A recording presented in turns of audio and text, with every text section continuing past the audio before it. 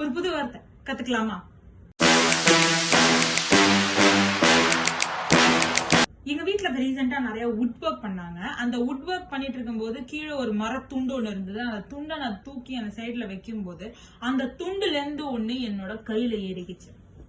Uncle என்ன இந்த மாதிரி வலிக்குது அங்கிள் அப்படின்லாம் ஏதோ சொல்ல. என்னம்மா செதும்பு குத்திருச்சா அப்படின்னாரு.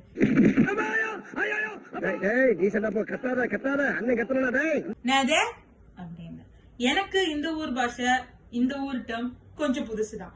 அதுக்கப்புறம் என்னன்னா செதும்பா அப்படின்னாரு. இல்லப்பா உங்க ஊர்ல என்ன சொல்லுவாங்க, செலாக்கு அப்படின்னாங்க. சோ ஒவ்வொரு ஊர்லயும் இதுக்கு பேர் இருக்கு. இங்கிலீஷ்ல என்னதான் பேரு அப்படின்னு பார்த்தா இது பேரு ஸ்பிளிண்டருங்க. ஒரு வுட் பீஸோ இல்லைன்னா கிளாஸோ இல்ல இந்த மாதிரி ஏதாச்சும் ஐட்டம் கையில அப்படி ஏறிடுச்சுன்னு வச்சுக்கோங்களேன், அது பேரு ஸ்பிளிண்டர் அப்படின்னு சொல்லுவாங்க.